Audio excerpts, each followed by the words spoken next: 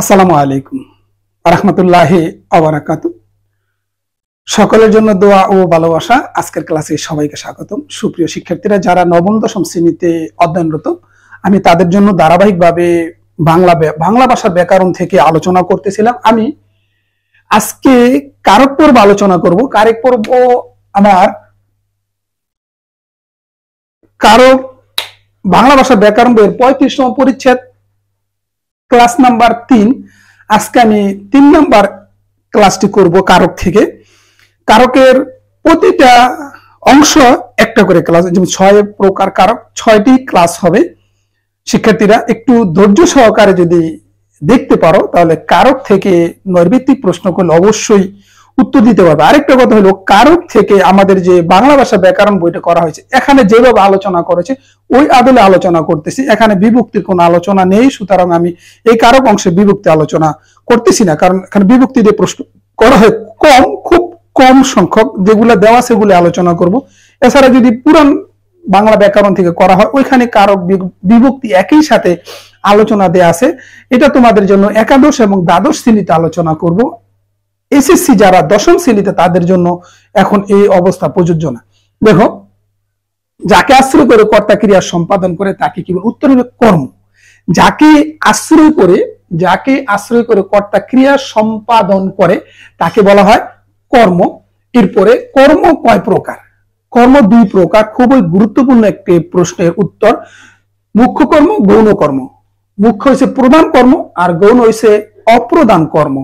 মুখ্য কর্ম সবসময় হয়ে থাকে বস্তুবাচক আর গৌণ কর্ম সবসময় হয়ে থাকে ব্যক্তিবাচক বা প্রাণীবাচক। খেয়াল করো, কর্ম কয় প্রকার? 2 প্রকার, মুখ্য কর্ম, গৌণ কর্ম। মুখ্য কর্মকে কি বাচক শব্দ বলা হয়? বস্তুবাচক। প্রশ্ন দেয়া হয়েছে মুখ্য কর্ম কি বাচক শব্দ হয়? বস্তুবাচক। গৌণ কর্ম কি বাচক শব্দ হয়? প্রাণীবাচক। গৌণ কর্ম কি বাচক শব্দ হয়? প্রাণীবাচক।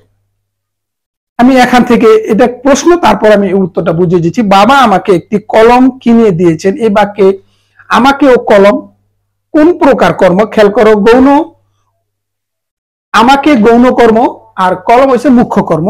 যদি প্রশ্ন করা হয় ক্রিয়াকে কি বা কাকে দিয়ে প্রশ্ন করলে কর্মকারক নির্ণয় করা হয়। বাবা আমাকে কি কিনে দিয়েছেন, ক্রিয়াকে যদি কি কিনে দিয়েছেন কলম, তাহলে এটা হলো গৌখ্য, এটা হলো মুখ্য। প্রধান আমাকে কলম।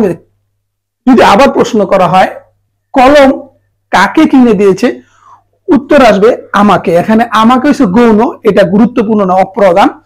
এটাও একটা কর্ম। সাধারণ এই বাক্যে 2টি কর্ম আছে, আমাকে গৌণ কর্ম আর কলম মুখ্য কর্ম। এটা প্রাণীবাচক আর এটা বস্তুবাচক। এটা অপ্রধান, এটা প্রধান। কি দেখো, কি বা কাকে। এবার ক্রিয়াকে কি বা কাকে দিয়ে প্রশ্ন করলে যে উত্তর আসে তাই কি? উত্তর হবে কর্ম। এখানে আমি কিনে দিয়েছেন কলম, এখানে যদি প্রশ্ন করি কি কিনে দিয়েছেন, উত্তর আসবে কলম। কাকে কিনে দিয়েছেন প্রশ্ন করলে হবে আমাকে। সুতরাং কর্ম বের হয়ে আসতেছে। এখানে 2টি কর্ম আছে, একটা গৌণ আর একটা মুখ্য কর্ম। ক্রিয়াকে কি বা কাকে দিয়ে প্রশ্ন করলে যে উত্তর আসে তাই কর্ম। সে রোজ সকালে 1 প্লেট ভাত খায়। কাকে? এখানে এই বাক্যে 1 প্লেট ভাত কোন কারক? উত্তর হবে কর্ম। আমি প্রশ্ন করি যে সে রোজ সকালে কি খায়, প্রশ্নটা কি আসবে? উত্তরটা কি আসবে? 1 প্লেট ভাত খায়। কি খায়? সে রোজ সকালে কি খায়? উত্তর আসবে 1 প্লেট ভাত। সুতরাং এই যে কি দিয়ে প্রশ্ন করলাম, তাহলে 1 প্লেট ভাত কর্ম। 1 প্লেট ভাত কি? কর্ম। এরপরে অসহায়কে সাহায্য করো। অসহায়কে কোন কারক? কর্ম। উত্তর কর্ম। এখন প্রশ্ন করি যে কাকে সাহায্য করো? প্রশ্ন, সাহায্য করা ক্রিয়া, কাকে সাহায্য করো? অসহায়কে। এখানে অসহায় কর্ম। এরপরে কাব্য ভাষায় কর্মকারকে কোন বিভক্তি হয়? রে বিভক্তি। আমারে সাহায্য করো, এ নহে মোর প্রার্থনা। এখানে কাকে সাহায্য? আমারে। এখন বলছে কাব্যের ভাষায় নবম দশম শ্রেণীর বাংলা ভাষা ব্যাকরণ বই এই প্রশ্নটা আছে। কাব্য ভাষায় কর্মকারকে কোন বিভক্তি হবে? রে বিভক্তি। খুবই গুরুত্বপূর্ণ একটা নৈর্ব্যক্তিক, এটা একটা লাইনে উত্তরটা দেয়া আছে, চোখ বুলালে পাওয়া যাবে। প্রশ্নটা তৈরি করে দিলাম। কাব্য ভাষায় কর্মকারকে কোন বিভক্তি হবে? উত্তর হবে রে বিভক্তি। তাকে বলো, এখানে তাকে কোন কারক হবে? উত্তর হবে কর্মকারক। যদি প্রশ্ন করি এই বলা কাকে বলো, তাকে, তাহলে তাকে হলো কর্মকারক। শিক্ষার্থীরা, তাহলে আমরা এই কর্মকারক সম্পর্কে জানতে পারলাম।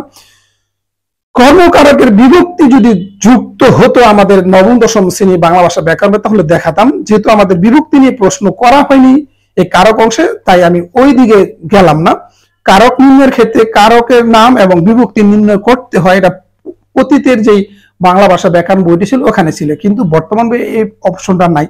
সুতরাং এই অপশনটা একাদশ দ্বাদশ শ্রেণীতে গিয়ে তোমরা পাবে, কারক ও বিভক্তি নির্ণয় করো। শিক্ষার্থীরা, তোমাদের সুস্বাস্থ্য এবং শিক্ষা জীবন উত্তরোত্তর সমৃদ্ধি কামনা করি আজকের মতো এখানে বিদায় নিচ্ছি। আসসালামু আলাইকুম ওয়া রাহমাতুল্লাহি ওয়া বারাকাতুহু।